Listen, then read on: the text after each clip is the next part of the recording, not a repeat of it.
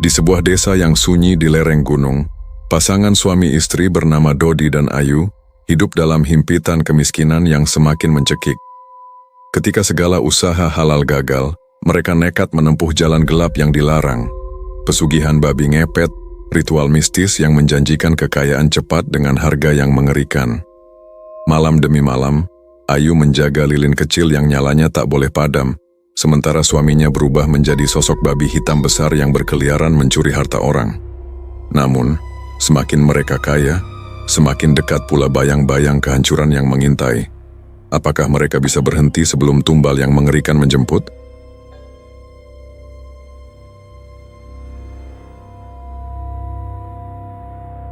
Di sebuah desa yang dikelilingi sawah hijau dan lereng gunung yang sunyi, hidup Dodi dan Ayu beserta anak sematawayang mereka, Arman. Rumah mereka sederhana, hanya 2 kamar dengan dinding kayu yang mulai lapuk dimakan waktu. Ayu menghabiskan hari-harinya mengurus segala pekerjaan rumah, sementara Dodi bekerja di pabrik baterai di kota kecil terdekat. Kehidupan mereka berjalan biasa, penuh rutinitas yang tenang, meski kadang terasa berat. Suatu sore yang mendung, Dodi pulang dengan langkah berat. Wajahnya tampak lelah dan muram. Pabrik tempatnya bekerja mengalami masalah besar. Banyak karyawan diberhentikan, termasuk dirinya yang sudah lama menempati posisi cukup baik. Ia duduk di kursi kayu depan rumah, menatap lantai dengan pandangan kosong. Ayu mendekat, menyentuh bahu suaminya pelan. "Bagaimana ceritanya hari ini, Mas?" Tanyanya lembut, meski sudah bisa menebak jawabannya. "Semua berubah, Bu. Mereka melakukan pemutusan hubungan kerja besar-besaran. Aku termasuk yang kena," jawab Dodi dengan suara pelan. Ayu terdiam sejenak, lalu memeluk suaminya. Air mata menggenang di matanya. Tapi ia berusaha menahan. Mereka punya Arman yang sebentar lagi akan duduk di bangku sekolah menengah pertama. Biaya sekolah, makan sehari-hari, dan kebutuhan lain semakin terasa memberatkan. Uang pesangon yang diterima Dodi tak bertahan lama. Sebagian dipakai untuk membeli perabotan rumah dan barang elektronik yang sebenarnya belum mendesak. Dodi sempat mencoba usaha ojek dengan mencicil sepeda motor. Namun penghasilannya tak cukup menutup kebutuhan keluarga. Akhirnya motor itu ditarik kembali karena cicilan putus. Dodi lalu mengirim lamaran ke beberapa perusahaan. Semuanya ditolak. Ia merasa usianya yang mendekati 45 tahun menjadi penghalang. "Tak ada yang mau menerima aku, Bu. Teman-teman juga bilang mereka belum butuh karyawan baru," cerita Dodi suatu malam saat mereka duduk di teras. Angin malam berhembus dingin, membawa suara jangkrik dari sawah. Ayu menggenggam tangan suaminya. "Kita harus sabar, Mas. Mungkin ada jalan lain yang lebih baik, Tapi kesabaran mereka diuji terus-menerus. Tabungan menipis. Arman mulai bertanya kenapa lauk di meja semakin sedikit. Dodi merasa gagal sebagai kepala keluarga. Malam-malam ia terjaga, memandang langit gelap melalui jendela kecil. Rasa putus asa mulai merayap pelan, seperti bayangan yang tak terlihat tapi terasa dekat. Suatu hari seorang teman lama Dodi datang berkunjung. Mereka berbincang di ruang tamu yang temaram. Teman itu berbicara pelan, hampir berbisik. "Ada jalan pintas, Dod. Banyak yang sudah mencoba. Pesugihan babi ngepet. Katanya bisa mengubah keadaan dengan cepat." Dodi mendengarkan tanpa berkata apa-apa. Ayu yang mendengar dari dapur merasa bulu kuduknya berdiri. Malam itu, setelah teman pergi, Ayu mendekati suaminya. "Kita jangan coba yang seperti itu, Mas. Itu bukan jalan yang benar." Dodi diam lama. "Aku tahu, Bu. Tapi lihat keadaan kita sekarang. Arman butuh sekolah. Kita butuh makan. Aku sudah capek mencari kerja." Suaranya terdengar lelah, tapi ada nada baru yang gelap. Ayu menggeleng. "Masih ada Tuhan, Mas. Kita berusaha yang halal saja." Percakapan itu berakhir tanpa keputusan, tapi benih kegelapan sudah tertanam. Beberapa hari kemudian desakan ekonomi semakin kuat. Dodi dan Ayu berjalan ke pasar dengan wajah muram. Mereka melihat orang-orang lain yang tampak lebih makmur. Malam harinya, di kamar kecil mereka, Dodi akhirnya bicara lagi. "Aku dengar ada dukun sakti di desa dekat lereng gunung. Modalnya tak banyak, Hanya sesaji dan sedikit uang mahar.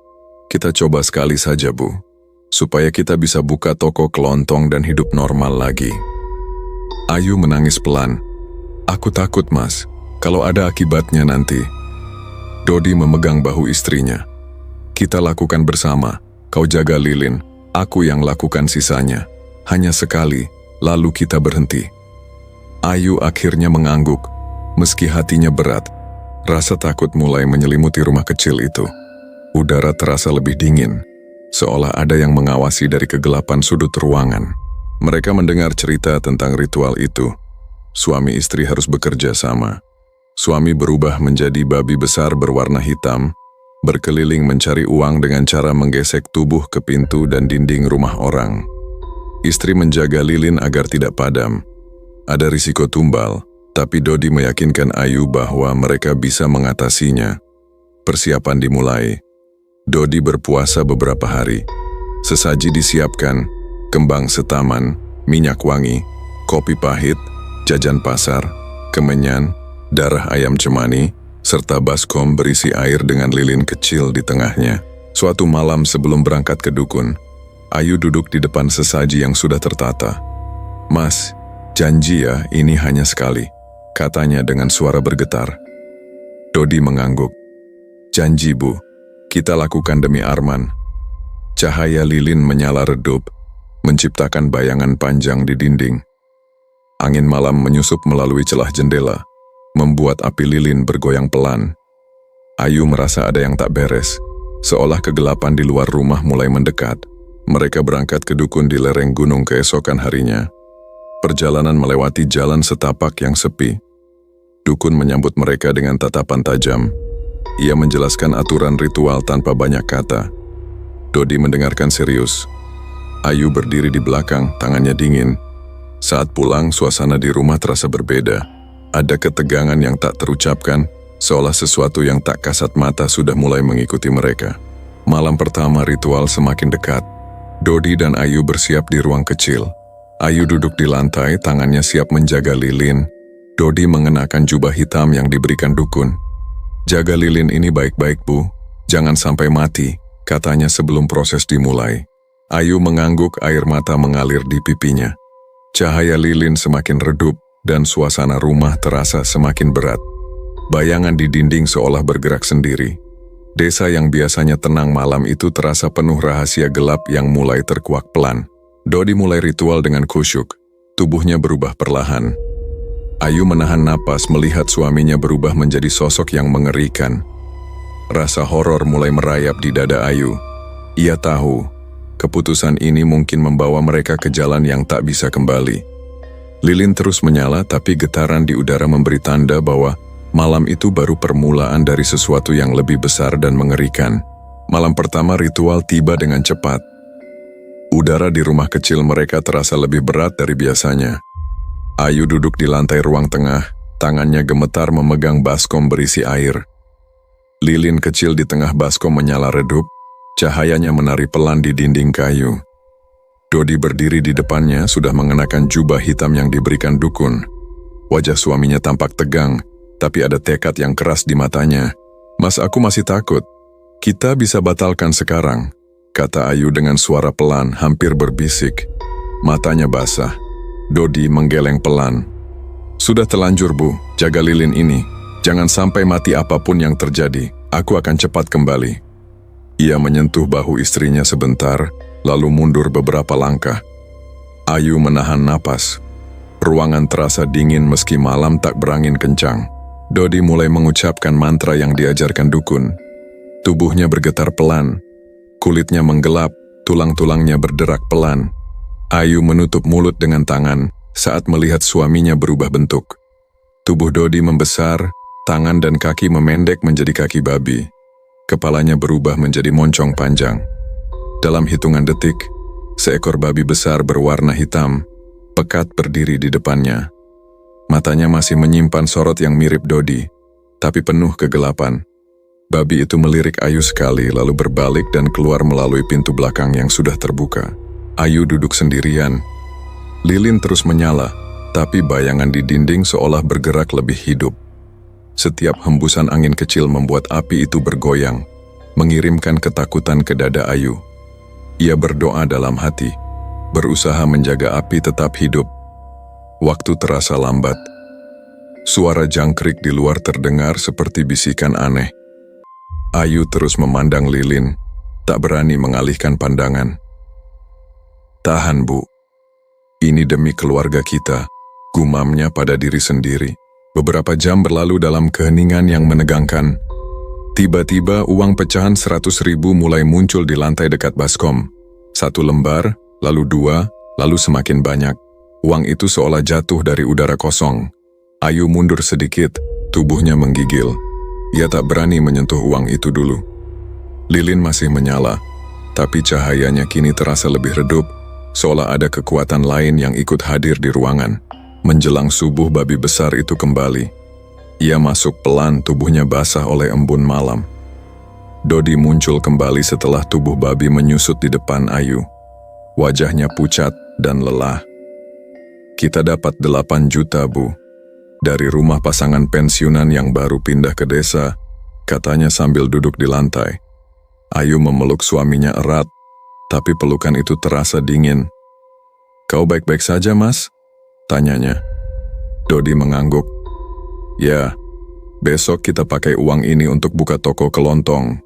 Keesokan harinya, mereka mulai membersihkan bangunan kecil di pinggir jalan desa. Toko kelontong itu dibuka dengan cepat. Rak-rak dipenuhi barang dagangan sederhana. Warga desa ramai datang, membeli kebutuhan sehari-hari. Mereka mengira modal berasal dari uang pesangon Dodi. "Selamat ya Pak Dodi. Akhirnya buka usaha juga," kata salah seorang tetangga sambil tersenyum. Dodi membalas dengan senyum lebar. "Terima kasih, kami berusaha keras." Arman pulang sekolah dengan wajah cerah. Ia membantu di toko sore harinya, menyusun barang dengan antusias. Ayu melihat anaknya bahagia, tapi hatinya tak ikut ringan. Setiap kali ia mengingat malam ritual, bulu kuduknya berdiri. Malam-malam berikutnya, Dodi tampak gelisah. Ia sering duduk di teras memandang kegelapan desa. Ayu mendekatinya suatu sore. "Kita sudah cukup, Mas. Toko kelontong mulai ramai. Jangan lakukan lagi." Dodi menatap istrinya lama. "1 kali lagi saja, Bu, supaya toko lebih lancar. Aku tak mau kembali susah seperti dulu." Suaranya tenang, tapi ada sesuatu yang berbeda di balik kata-katanya. Ayu merasa ada yang berubah pada suaminya. Malam itu, saat Ayu menjaga lilin lagi untuk ritual kedua, ia melihat bayangan di dinding bergerak lebih jelas. Bukan bayangan Dodi, melainkan sesuatu yang lebih besar dan gelap. Proses berubah menjadi babi kali ini terasa lebih cepat. Ayu duduk dengan tangan dingin, menjaga api lilin yang semakin sering bergoyang sendiri. Uang kembali berdatangan, lebih banyak dari sebelumnya. Saat Dodi kembali, ia tersenyum puas. "Kita bisa tambah stok toko kelontong besok," katanya. Ayu hanya mengangguk lemah. Ia mulai merasakan beban berat di dada. Setiap ritual meninggalkan jejak ketakutan yang tak hilang saat pagi tiba. Beberapa minggu berlalu. Toko kelontong semakin dikenal warga. Penjualan lancar setiap hari. Arman bisa membeli buku pelajaran baru tanpa khawatir. Dodi tampak lebih percaya diri, sering bercakap ramah dengan pelanggan. Tapi di rumah, ia mulai berbicara tentang rencana ekspansi. Ayu melihat perubahan itu dengan cemas. Suatu malam, saat angin berhembus kencang di luar, Ayu memegang tangan suaminya. "Mas, aku mimpi buruk tadi. Ada babi besar yang tak mau pergi dari rumah kita." Dodi tertawa pelan tapi tawanya terdengar aneh. "Itu hanya mimpi, Bu. Kita sudah di jalan yang benar sekarang." Namun Ayu tahu, kegelapan yang mereka undang mulai meresap lebih dalam. Lilin di ritual berikutnya terasa lebih sulit dijaga. Api itu seolah melawan angin tak kasat mata. Ayu terus menjaga tapi hatinya semakin gelisah. Ia merasa mereka tak lagi sendirian di rumah itu. Sesuatu mengawasi dari sudut gelap, menunggu saat yang tepat. Dodi semakin sering keluar malam dengan alasan memeriksa toko. Ayu berbaring di kamar, mendengar suara langkah suaminya yang pelan. Rasa horor pelan-pelan merayap setiap kali malam tiba. Ia tahu ritual pertama hanyalah awal. Dan jalan yang mereka pilih mulai menunjukkan bayang-bayang bahaya yang tak terlihat jelas, tapi semakin dekat. Malam-malam berikutnya berlalu dengan ritme yang semakin mengkhawatirkan. Toko kelontong mereka ramai dikunjungi warga setiap hari. Rak-rak selalu penuh, dan uang masuk cukup stabil untuk memenuhi kebutuhan keluarga. Arman pulang sekolah dengan senyum lebar, membawa cerita tentang teman-temannya. Dodi tampak lebih tenang di siang hari, sibuk melayani pelanggan dengan ramah. Tapi saat matahari terbenam, bayangan gelap mulai kembali mendekat.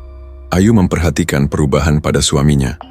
Dodi sering duduk diam di teras setelah toko tutup, matanya menatap ke arah lereng gunung yang jauh.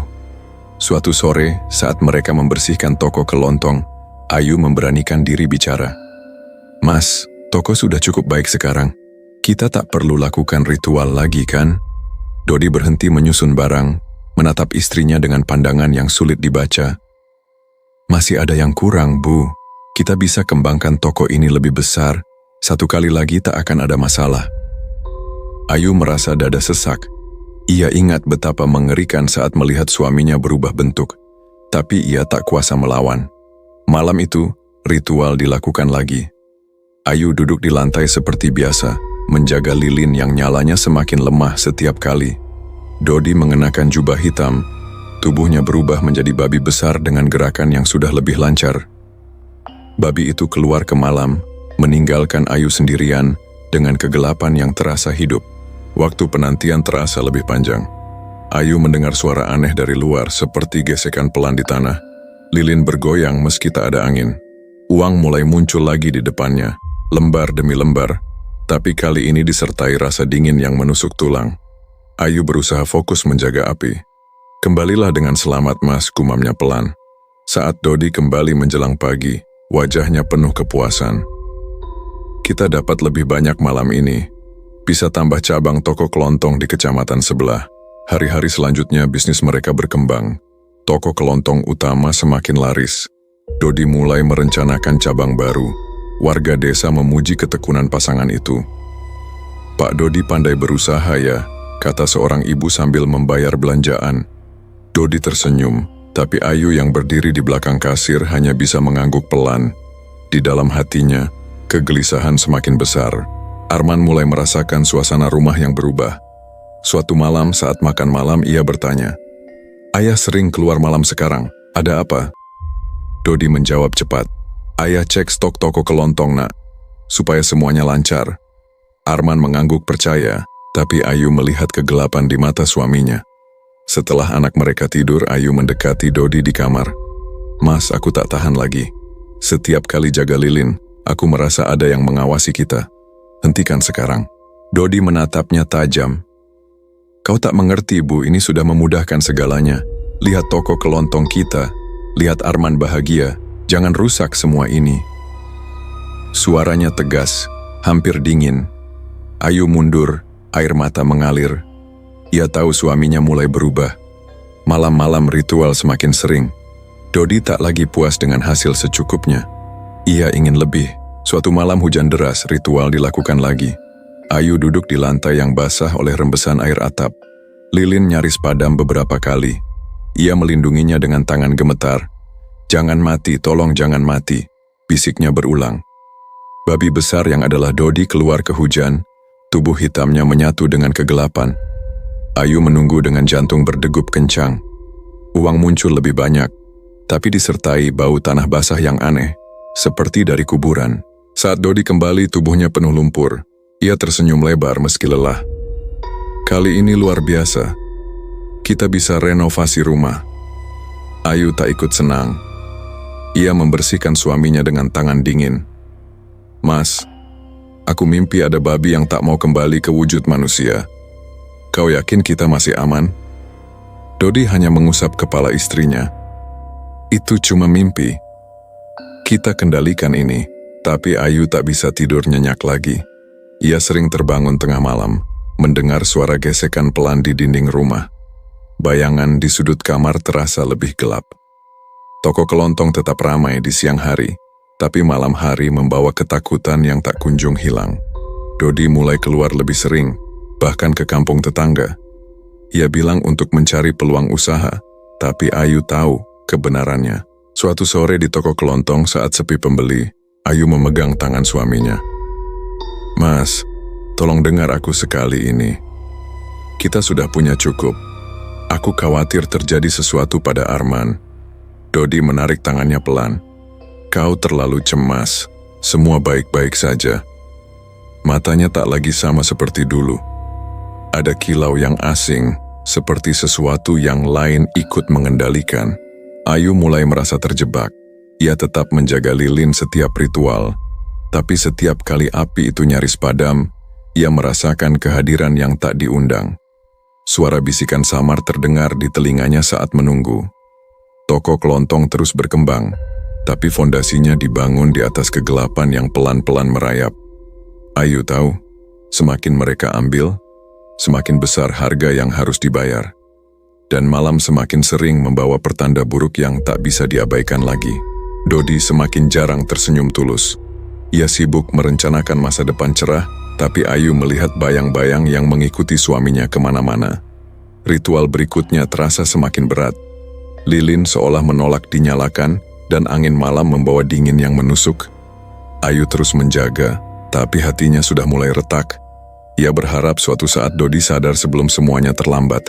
Namun kegelapan yang mereka panggil sepertinya tak ingin dilepaskan begitu saja. Malam demi malam ritual itu terus berlangsung. Toko kelontong mereka kini memiliki 2 cabang kecil di kecamatan tetangga. Penjualan stabil, rak barang selalu terisi, dan pelanggan setia datang setiap hari. Dodi sibuk mengatur stok dan melayani orang-orang dengan sikap ramah. Di siang hari desa melihatnya sebagai pria sukses yang bekerja keras. Tapi Ayu tahu harga yang dibayar di balik semua itu. Suatu malam yang sunyi, Ayu duduk lagi di lantai ruang tengah. Lilin di baskom menyala lemah. Dodi sudah mengenakan jubah hitam, tubuhnya siap berubah. "Mas, cukup sudah. Cabang toko kelontong baru saja jalan. Kita istirahat dulu," pinta Ayu dengan suara lelah. Dodi menoleh, matanya dingin. "Kau selalu bilang begitu. Sekali ini saja, Bu. Hasilnya bisa untuk beli tanah baru." Ia tak menunggu jawaban, langsung memulai ritual. Tubuh Dodi berubah menjadi babi besar. Sosok hitam itu keluar ke kegelapan meninggalkan Ayu sendirian. Lilin bergoyang pelan meski pintu dan jendela tertutup rapat. Ayu merasa ada hembusan dingin di tengkuknya. Ia menjaga api dengan tangan gemetar, berusaha mengusir pikiran buruk.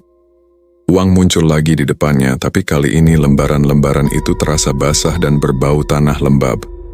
Ayu menahan mual. Dodi kembali saat fajar hampir menyingsing.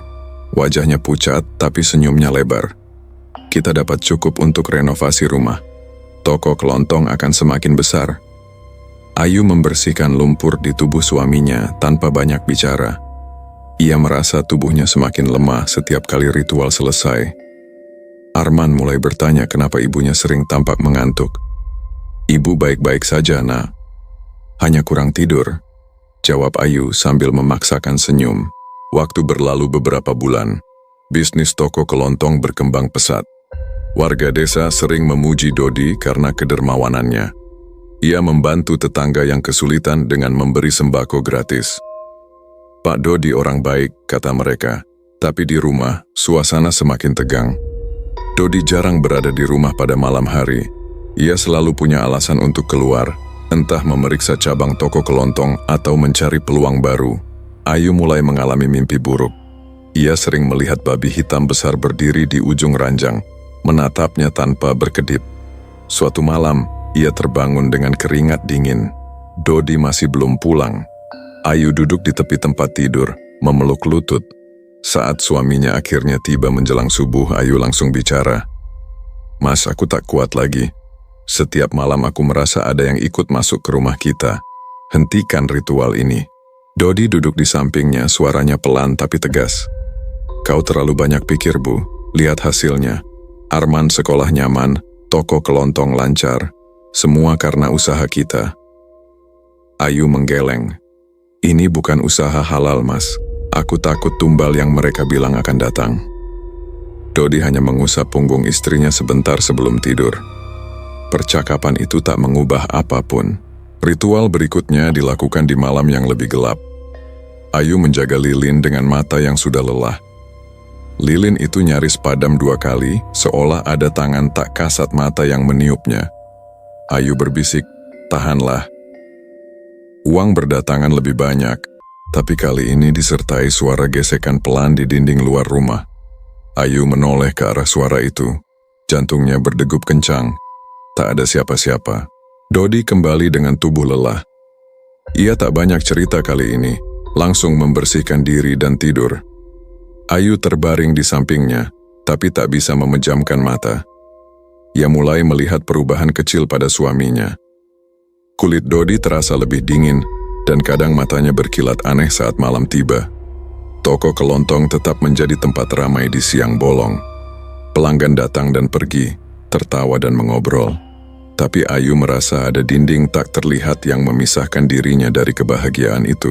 Suatu sore di toko kelontong saat hujan mulai turun, seorang tetangga bercerita, "Akhir-akhir ini banyak yang melihat bayangan aneh di kampung sebelah. Katanya seperti babi besar." Ayu membeku di belakang kasir. Dodi tertawa pelan.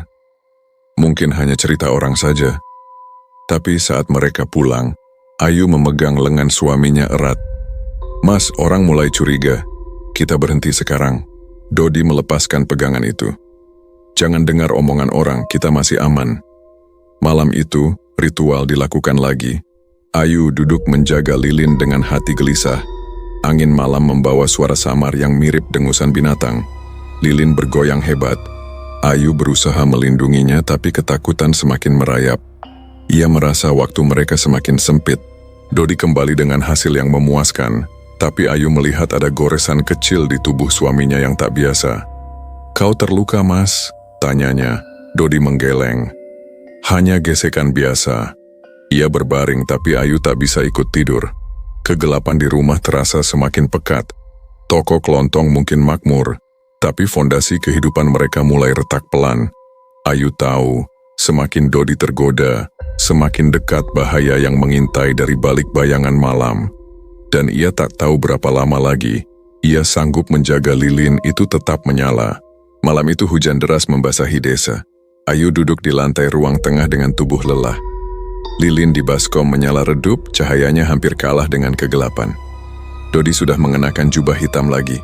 Wajahnya tak lagi menunjukkan keraguan seperti dulu. "Mas, tolong dengarkan aku. Toko kelontong sudah punya 3 cabang. Kita cukup kaya sekarang." "Berhenti," kata Ayu dengan suara yang hampir hilang. Dodi menatap istrinya dingin. "Kau selalu mengulang hal yang sama. Aku yang memutuskan, jaga lilin itu saja." Tubuhnya mulai berubah. Kulit menggelap, bentuk manusia lenyap digantikan sosok babi besar berwarna hitam. Babi itu keluar ke hujan tanpa ragu. Ayu menjaga api sendirian. Suara hujan deras bercampur dengan angin yang meniup lilin kuat-kuat. Ia melindungi nyala itu dengan kedua tangan. Air mata bercampur keringat. Waktu berjalan lambat. Uang muncul di lantai, basah oleh embun dan bau tanah. Ayu tak berani menyentuhnya terlalu lama. Ia merasa ada napas dingin di belakang lehernya. Saat Dodi kembali, tubuhnya penuh lumpur dan ada luka gores di kaki. "Ada yang hampir melihatku tadi," katanya pelan sambil duduk. Ayu membersihkan luka itu dengan tangan gemetar. "Ini pertanda, Mas. Kita harus berhenti sebelum terlambat." Dodi hanya menggeleng. "Semua baik-baik saja. Besok kita buka cabang keempat toko kelontong." Ia tidur dengan cepat, meninggalkan Ayu terjaga sampai pagi. Arman mulai menyadari ketegangan di rumah. Pagi harinya, saat sarapan, anak itu bertanya pelan, "Ibu, kenapa selalu sedih? Ayah jarang main dengan aku sekarang." Ayu memeluk anaknya erat. "Kita baik-baik saja, Nak. Ibu hanya capek. Bisnis toko kelontong terus tumbuh. Pelanggan datang dari kecamatan lain. Dodi sering pergi pagi-pagi untuk mengawasi cabang-cabang baru. Warga memuji kemajuan pasangan itu. Tapi Ayu semakin kurus. Matanya cekung karena kurang tidur. Setiap ritual membuatnya semakin lemah. Suatu sore di toko kelontong saat Dodi sedang keluar, Ayu duduk diam di belakang kasir. Seorang tetangga dekat mendekat. "Bu Ayu, akhir-akhir ini kok wajahmu pucat? Ada masalah?" Ayu tersenyum tipis. Hanya kurang istirahat, Bu. Terima kasih perhatiannya. Di dalam hati ia ingin menceritakan semuanya, tapi lidahnya keluh. Malam harinya, Ayu mencoba bicara lagi dengan suaminya. Mereka duduk di teras setelah toko tutup. Mas, aku tak sanggup menjaga Lilin lagi. Tubuhku lemah. Aku mimpi buruk setiap malam. Babi itu semakin besar dan tak mau pergi. Dodi menatap ke kegelapan. Mimpi itu tak nyata, Bu. Kita sudah terlalu jauh. Kalau berhenti sekarang, semua yang kita dapat bisa hilang. Suaranya datar, tanpa emosi. Ayu merasa suaminya sudah tak sama lagi. Ada sesuatu yang mengambil alih perlahan. Ritual berikutnya dilakukan di malam yang sangat gelap. Lilin sulit dinyalakan. Ayu meniup-niup korek api berkali-kali sampai akhirnya menyala. Saat Dodi berubah, babi itu menoleh ke arahnya dengan mata yang lebih tajam dari biasanya. Ayu menjaga api dengan susah payah. Angin masuk dari celah pintu, seolah sengaja ingin memadamkan Lilin. Ia mendengar suara dengusan pelan di luar rumah. Uang muncul lebih banyak, tapi lembarannya terasa dingin seperti es. Saat Dodi kembali, ia tampak gelisah. Ada orang yang hampir mendekat tadi. Untung aku cepat lari. Ayu memandang suaminya dengan khawatir. Lihat, Mas, mereka mulai curiga. Kita masih punya waktu untuk berhenti. Dodi bangkit berdiri. Jangan lemah, Bu, ini untuk keluarga kita. Ia masuk ke kamar tanpa menoleh lagi. Ayu duduk sendirian, memeluk lutut. Tubuhnya terasa sakit di setiap sendi. Arman terbangun malam itu dan mendekat ke ibunya. Ibu menangis, tanyanya pelan. Ayu cepat mengusap air mata. Tidak, Nak, kembali tidur saja. Besok sekolah. Pagi harinya di toko kelontong, Dodi sibuk melayani pembeli dengan senyum lebar. Ayu membantu di belakang, tapi pikirannya melayang. Ia melihat suaminya semakin jarang tersenyum tulus. Ada kilau asing di matanya setiap kali membahas rencana bisnis baru. Malam semakin sering membawa ketakutan. Ayu mulai mendengar suara langkah di atap rumah saat hujan reda. Ia tak berani memberitahu Dodi lagi. Suatu malam saat ritual hampir dimulai, Ayu memegang tangan suaminya erat. Mas, kalau kau sayang Arman, hentikan sekarang. Aku takut sesuatu buruk akan terjadi pada anak kita. Dodi melepaskan tangan itu pelan. Kau terlalu khawatir, semua terkendali. Tubuhnya berubah lagi menjadi babi. Ayu menjaga Lilin dengan hati yang semakin hancur. Api itu bergoyang hebat, seolah ingin padam untuk selamanya. Dodi kembali dengan hasil yang memuaskan. Tapi Ayu melihat ada bekas darah kecil di jubah hitam. Ia tak bertanya lagi. Rasa horor merayap pelan di rumah mereka. Toko kelontong tetap ramai, tapi kebahagiaan sudah lama pergi dari hati Ayu. Ia tahu suaminya sudah terlalu dalam, dan kegelapan yang mereka undang mulai menuntut bayaran yang lebih besar. Setiap malam ia berdoa dalam diam, berharap ada jalan keluar sebelum semuanya runtuh. Malam Jumat itu terasa lebih gelap dari biasanya. Ayu duduk di lantai dengan tubuh yang sudah sangat lemah. Lilin di baskom menyala dengan nyala yang goyah. Dodi mengenakan jubah hitam, gerakannya cepat dan penuh tekad. Mas, malam ini hujan deras, istirahat saja. Hasil kemarin sudah banyak untuk toko kelontong, pinta Ayu dengan suara gemetar. Dodi menatapnya tajam. Diam dan jaga Lilin. Aku yang memutuskan. Tubuhnya berubah menjadi babi besar dalam waktu singkat. Sosok hitam itu langsung keluar ke malam hujan. Ayu melindungi api dengan segenap tenaga. Angin masuk dari celah-celah, membawa dingin yang menusuk.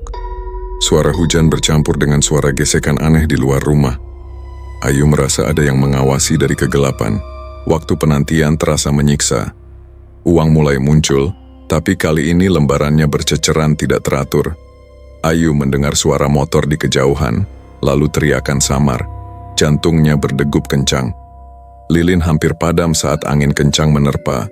Ia menutupinya dengan tubuh, tangannya panas terbakar sedikit. Tahan, tolong tahan, bisiknya putus asa.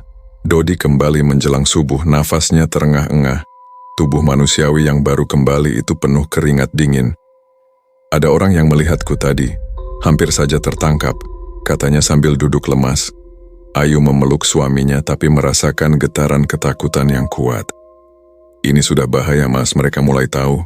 Hentikan sekarang juga. Dodi mendorong istrinya pelan. Kau terlalu penakut. Besok kita lanjut lagi. Toko kelontong butuh stok baru. Ayu menangis diam-diam. Arman yang terbangun mendengar suara orang tuanya mendekat. Ada apa, Bu? Tanyanya dengan mata mengantuk. Ayu cepat mengusap wajahnya. Tidak apa-apa, Nak. Kembali tidur. Keesokan harinya toko kelontong tetap buka seperti biasa. Pelanggan datang ramai. Dodi melayani dengan senyum, tapi Ayu melihat ketegangan di wajah suaminya. Seorang pelanggan bercerita sambil membayar. Desa sebelah ramai dibicarakan. Katanya ada babi ngepet berkeliaran malam-malam. Dodi tertawa ringan. Cerita lama itu, Pak. Jangan dipercaya. Tapi tangannya yang memegang uang sedikit gemetar. Malam berikutnya, Dodi memaksa ritual lagi. Ayu sudah tak punya tenaga menolak. Ia duduk menjaga lilin dengan mata setengah tertutup karena lelah. Babi besar keluar ke malam. Kali ini Ayu mendengar suara teriakan jauh. Ada sesuatu, kejar! Lilin bergoyang hebat. Ayu berusaha melindunginya, napasnya tersengal. Uang muncul tapi bercampur dengan daun basah yang jatuh dari luar. Dodi pulang dengan lari tergopoh-gopoh. Mereka mengejarku, untung gelap, katanya sambil bernapas berat. Ayu melihat ada goresan baru di lengannya. Mas, ini sudah keterlaluan. Lihat tubuhmu. Arman mulai bertanya banyak. Kita bisa kehilangan segalanya. Dodi berdiri tiba-tiba, suaranya meninggi. Jangan ganggu aku. Kau hanya jaga lilin saja. Pertengkaran kecil itu membuat Arman terbangun lagi. Anak itu melihat ayahnya dengan mata lebar. Dodi cepat menenangkan. Ayah cuma marah karena capek kerja di toko kelontong. Arman mengangguk, tapi wajahnya tak yakin. Ayu merasa hatinya hancur. Ia tak lagi bisa tidur nyenyak. Setiap malam, ia mendengar suara dengusan pelan di sekitar rumah, seolah babi itu tak pernah benar-benar pergi. Di toko kelontong, suasana siang hari masih normal, tapi Ayu mendengar bisik-bisik pelanggan. Ada yang bilang melihat bayangan babi dekat rumah Pak RT. Ia pura-pura tak mendengar, tapi tangannya dingin saat melayani. Dodi semakin sering keluar malam dengan alasan memeriksa cabang toko kelontong. Ayu tahu itu bohong. Suatu malam yang sunyi, Ayu mencoba bicara sekali lagi sebelum ritual dimulai. Mas, kalau kau sayang kami, hentikan. Aku takut terjadi sesuatu pada Arman. Tumbal itu nyata. Dodi menatapnya dengan mata yang sudah berubah. Kau tak percaya padaku? Semua ini untuk keluarga. Ia berubah menjadi babi dan keluar tanpa kata lagi. Ayu menjaga lilin dengan air mata mengalir. Lilin itu nyaris padam 3 kali. Ia mendengar suara langkah banyak orang di kejauhan. Ketakutan merayap kuat di dadanya. Saat Dodi kembali, ia tampak lebih gelisah dari sebelumnya. Mereka mulai berkumpul, tapi aku masih bisa lari. Ayu tak lagi menjawab. Ia hanya membersihkan suaminya dengan tangan yang lemas. Rumah mereka yang dulu sederhana kini lebih besar, tapi terasa semakin sempit oleh ketakutan. Toko kelontong tetap menjadi sumber kebanggaan di mata warga, tapi Ayu merasa itu hanya topeng. Dodi sudah tak bisa dihentikan. Setiap ritual membawa bahaya yang semakin dekat. Ayu berdoa dalam hati setiap malam memohon perlindungan. Tapi kegelapan yang sudah masuk ke rumah mereka sepertinya tak mau pergi begitu saja. Malam-malam berikutnya akan semakin berbahaya, dan ia tahu puncaknya sudah dekat. Malam itu desa terasa terlalu sunyi. Ayu duduk di lantai dengan tubuh yang sudah sangat lemah. Lilin di baskom menyala dengan nyala kecil yang rapuh. Dodi mengenakan jubah hitam, gerakannya tegas tanpa ragu. Mas, tolong, malam ini jangan keluar. Warga sudah banyak yang curiga, kata Ayu dengan suara hampir hilang. Dodi tak menjawab. Ia hanya melirik istrinya sekilas sebelum tubuhnya berubah menjadi babi besar berwarna hitam. Sosok itu keluar cepat ke kegelapan. Ayu melindungi lilin dengan kedua tangan. Angin malam masuk pelan, membuat api bergoyang liar. Ia mendengar suara langkah kaki dan bisik-bisik samar dari kejauhan. Jantungnya berdegup tidak karuan. Waktu berjalan lambat. Uang mulai berdatangan di lantai, tapi Ayu tak lagi merasa senang. Tiba-tiba teriakan keras terdengar dari arah luar. Babi! Ada babi besar! Suara itu diikuti deru motor yang mendekat. Ayu membeku. Lilin hampir padam saat angin kencang menerpa. Ia menutupinya dengan tubuh, bahunya gemetar hebat. "Tahanlah, Mas. Cepat pulang," bisiknya putus asa. Teriakan semakin banyak. "Babi ngepet, kejar!" Suara warga bergema di malam sunyi. Ayu mendengar derap langkah banyak orang dan suara benda keras.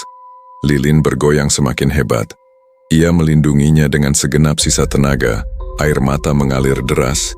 Suara dengusan babi terdengar mendekat, disusul teriakan marah warga. "Jangan biarkan lari." Dodi dalam wujud babi berlari kocar-kacir menuju rumah. Ayu bisa mendengar napasnya yang berat dari kejauhan.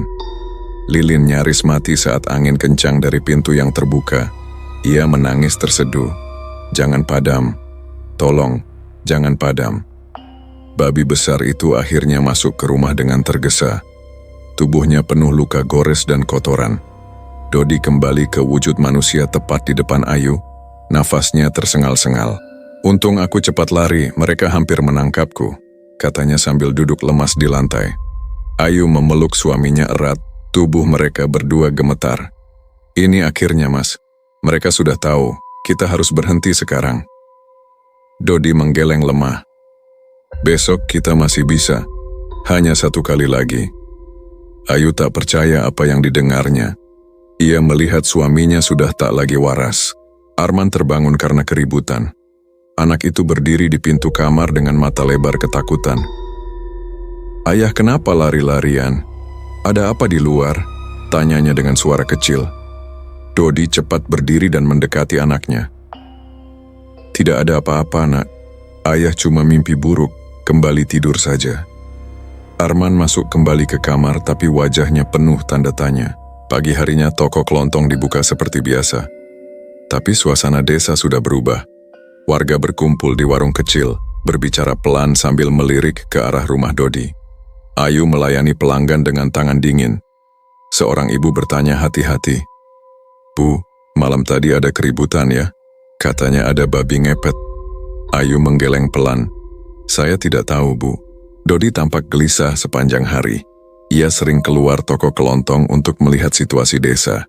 Sore harinya, ia memutuskan ritual lagi meski Ayu memohon.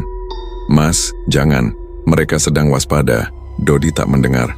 "Ini kesempatan terakhir. Kita butuh uang untuk cabang baru toko kelontong." Malam itu ritual dilakukan dengan cepat. Ayu menjaga Lilin dengan hati yang hancur. Lilin itu bergoyang hebat sejak awal. Teriakan warga terdengar lagi di kejauhan. "Tangkap! Itu dia!" Suara senapan angin terdengar samar.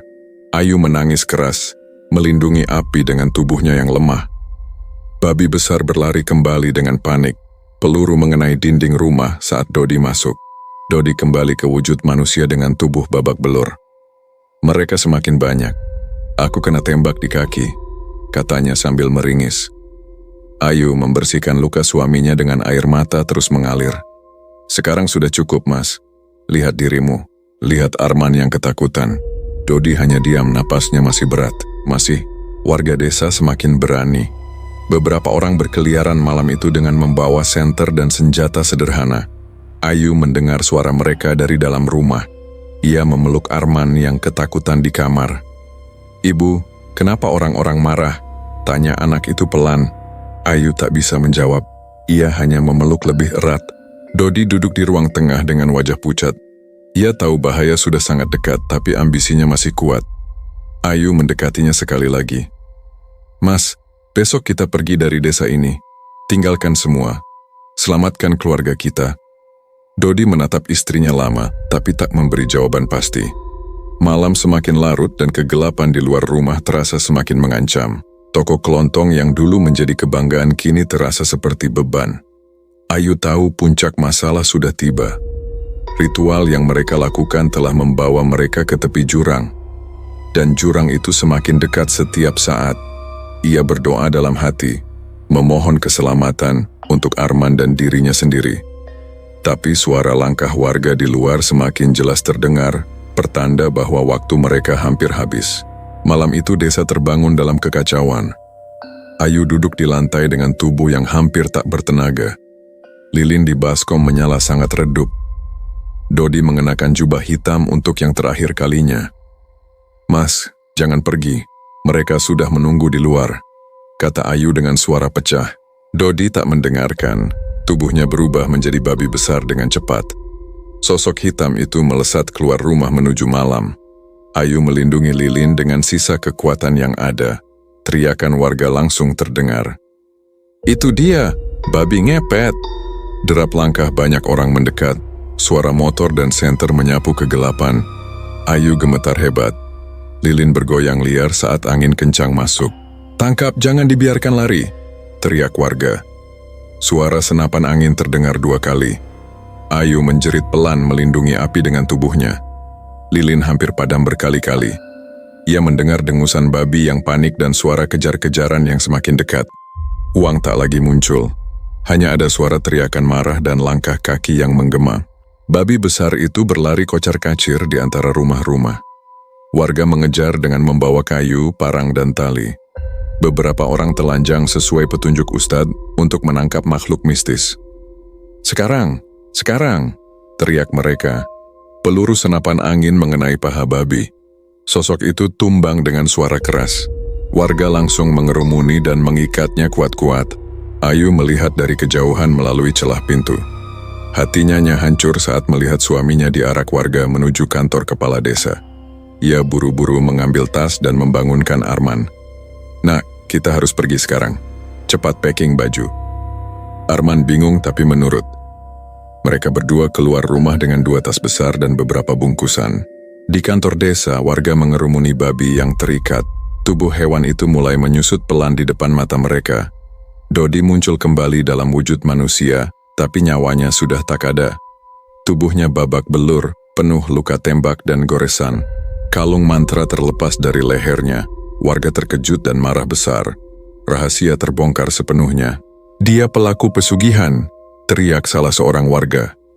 Mereka mengingat semua kejadian aneh selama ini. Kedermawanan Dodi ternyata hanya topeng. Ayu dan Arman berusaha lari, tapi warga sudah mendatangi rumah mereka. Usir mereka, teriak massa. Ayu memeluk Arman erat saat warga mendekat. Tolong, jangan ambil semua milik kami. Ini untuk anak saya, pintanya dengan suara lemah. Warga tak mendengarkan. Mereka mengusir Ayu dan Arman dari desa malam itu juga.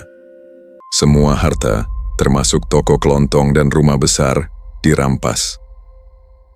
Ayu berjalan tertatih sambil memegang tangan Arman. Anak itu menangis pelan. Ibu, ayah kemana? Kenapa orang marah? Tanyanya. Ayu tak sanggup menjawab. Air matanya mengalir tanpa henti. Mereka meninggalkan desa dengan tangan hampa, hanya membawa pakaian di tas. Malam terasa sangat dingin. Ayu memeluk Arman di pinggir jalan, menunggu kendaraan yang lewat. Ia teringat semua ritual, semua malam menjaga lilin, dan semua janji yang dilanggar Dodi. Rasa bersalah dan kesedihan menyelimuti hatinya. Di desa, warga membakar jubah hitam dan barang-barang milik Dodi. Tubuh Dodi dikuburkan tanpa upacara. Kisah pesugihan itu menyebar cepat ke desa-desa sekitar. Ayu dan Arman akhirnya naik kendaraan menuju kota. Mereka duduk diam sepanjang perjalanan. Arman tertidur di pangkuan ibunya dengan wajah sembab. Ayu memandang kegelapan di luar jendela. Ia merasa hidupnya sudah hancur. Toko kelontong yang dulu menjadi kebanggaan kini tinggal kenangan pahit. Semua kekayaan hilang dalam semalam. Yang tersisa hanyalah trauma dan penyesalan. Ia berjanji dalam hati untuk mendidik Arman dengan jalan yang benar. Jauh dari godaan pintas yang gelap, perjalanan menuju kota terasa panjang. Ayu memeluk anaknya lebih erat. Malam yang mengerikan itu meninggalkan luka yang dalam. Dodi telah pergi dengan cara mengenaskan, sesuai perjanjian pesugihan yang dibuatnya sendiri. Ayu tahu, ia harus kuat untuk Arman. Tapi bayangan lilin yang redup dan sosok babi hitam akan selalu menghantui mimpi-mimpinya. Mereka tiba di kota saat fajar menyingsing.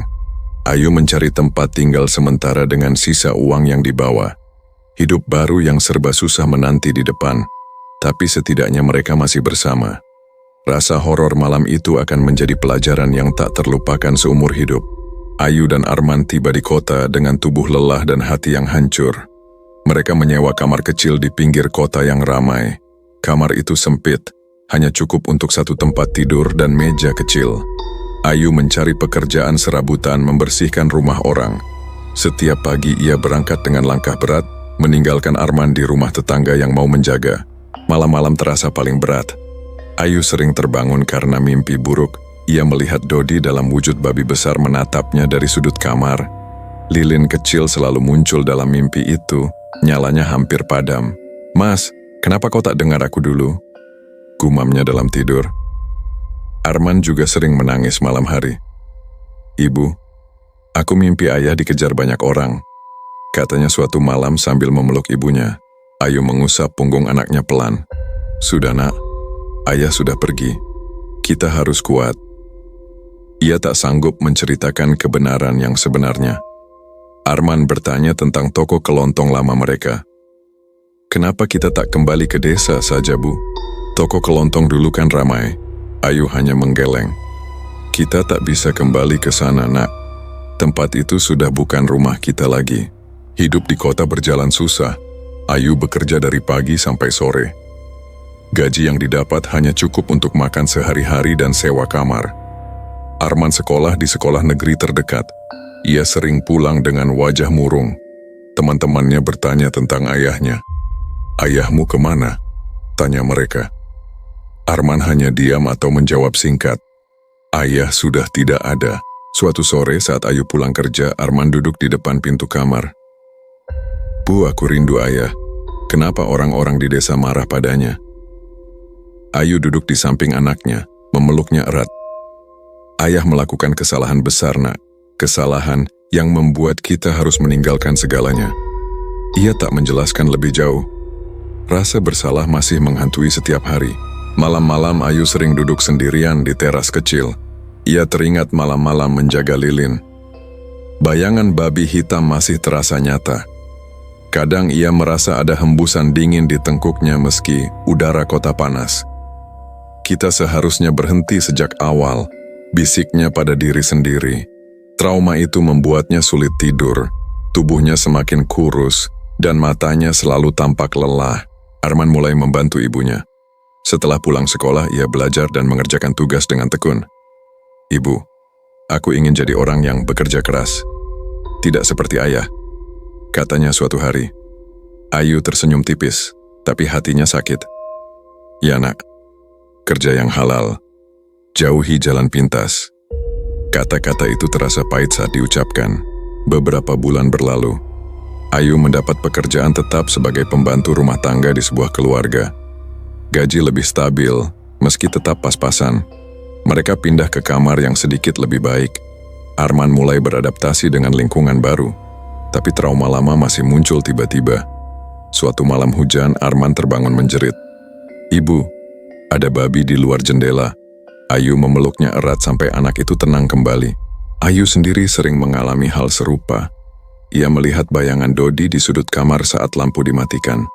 Suara gesekan pelan terdengar di dinding tipis. "Pergilah, Mas. Biarkan kami hidup tenang," bisiknya dalam gelap. Rasa horor itu tak pernah benar-benar hilang. Ia selalu ingat toko kelontong yang dulu makmur tapi dibangun di atas kesalahan besar. Suatu hari Arman pulang sekolah dengan membawa nilai bagus. "Bu, aku juara kelas mata pelajaran matematika," katanya bangga. Ayu memeluk anaknya dengan air mata bahagia. "Ibu bangga padamu, nak. Terus belajar ya." Momen kecil itu memberi sedikit cahaya di tengah kegelapan masa lalu. Tapi malam harinya mimpi buruk datang lagi. Ayu melihat lilin padam dan Dodi tak pernah kembali ke wujud manusia. Waktu terus berjalan pelan. Ayu mulai mengajarkan Arman tentang pentingnya jalan yang benar. Apapun yang terjadi, jangan pernah cari jalan pintas seperti pesugihan. Itu hanya membawa kehancuran, katanya pelan saat mereka makan malam sederhana. Arman mengangguk serius. Ia tak tahu detail cerita ayahnya, tapi ia merasakan kesedihan ibunya. Ayu masih sering duduk sendirian di malam hari. Ia memandang langit kota yang penuh cahaya lampu. Rasa kehilangan dan penyesalan masih ada. Toko kelontong lama hanya menjadi kenangan samar yang menyakitkan.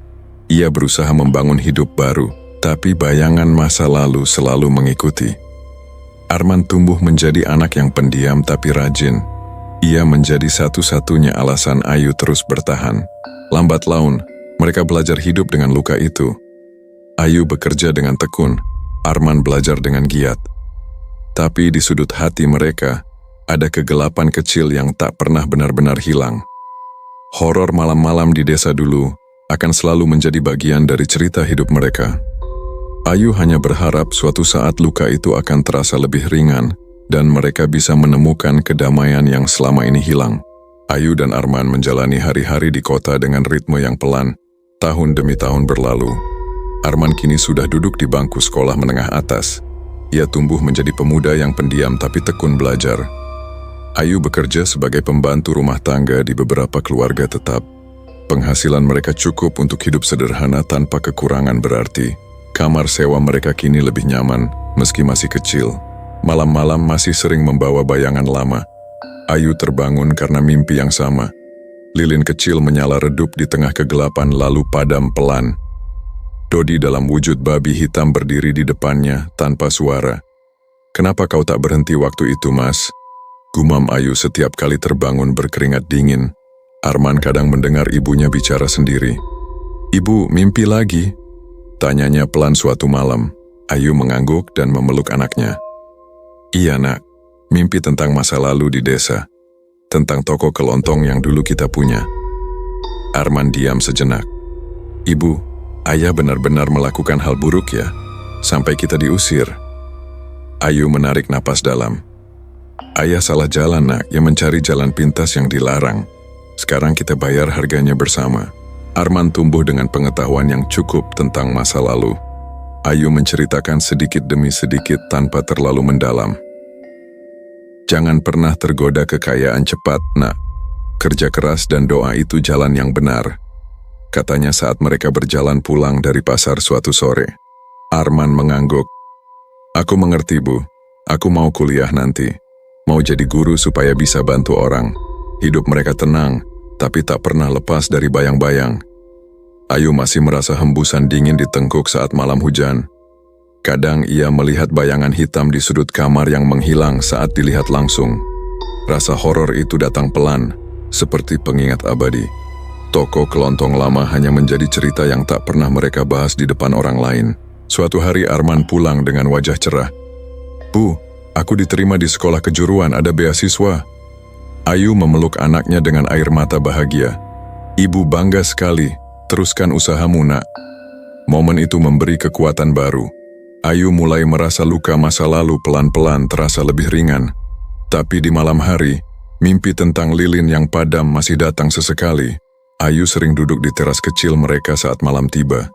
Ia memandang lampu-lampu kota yang berkelap-kelip. "Kita selamat, Mas, tapi dengan harga yang mahal," bisiknya pada angin. Rasa penyesalan masih ada, tapi ia belajar menerima.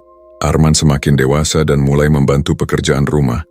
Ia tak pernah bertanya terlalu dalam tentang ayahnya lagi. Beberapa tahun kemudian Arman lulus dan mendapat pekerjaan pertama. Ia bekerja di sebuah toko kecil, membantu mengatur barang dagangan. "Ini mirip toko kelontong dulu, Bu, tapi aku lakukan dengan jujur," katanya suatu malam. Ayu tersenyum. "Ya, Nak, itu yang penting." Ayu kini lebih jarang mendapat mimpi buruk. Tapi ia tetap mengajarkan Arman tentang bahaya godaan gelap. Apapun kesulitan yang datang, jangan pernah ikuti jalan seperti pesugihan. Itu hanya membawa kehancuran bagi diri sendiri dan keluarga, katanya saat mereka makan malam bersama. Arman mendengarkan dengan serius. Ia tahu ibunya bicara dari pengalaman pahit. Kehidupan mereka berjalan terus. Ayu semakin tua, tapi hatinya lebih damai. Arman tumbuh menjadi pria baik yang menghargai kerja keras. Mereka tak pernah kembali ke desa lama. Kisah itu tertutup rapat sebagai pelajaran hidup. Kadang Ayu masih merasakan kehadiran samar dari masa lalu, seperti hembusan dingin atau bayangan di sudut mata. Tapi ia tak lagi takut seperti dulu. Di kota yang ramai mereka menjalani hari dengan sederhana. Ayu sering berdoa di malam hari, memohon ampunan dan perlindungan. Arman menjadi harapan baru. Ia tak pernah tergoda kekayaan cepat. Toko kelontong lama hanyalah kenangan samar yang mengajarkan mereka arti sesungguhnya dari kehidupan. Ayu duduk di teras pada suatu malam yang tenang. Ia memandang langit. "Terima kasih karena kami masih diberi kesempatan," bisiknya pelan. Rasa horor masa lalu tak sepenuhnya hilang, tapi kini menjadi pengingat yang membuat mereka lebih kuat. Arman bergabung duduk di samping ibunya. Mereka diam bersama menikmati kedamaian yang sudah lama mereka cari. Kisah mereka berakhir di sini. Sebuah pengingat bagi siapa saja yang membaca. Jalan pintas yang gelap hanya membawa penderitaan. Kerja keras, kesabaran, dan iman adalah jalan yang sesungguhnya. Lilin kehidupan harus dijaga dengan hati yang bersih, agar tak pernah padam oleh godaan kegelapan.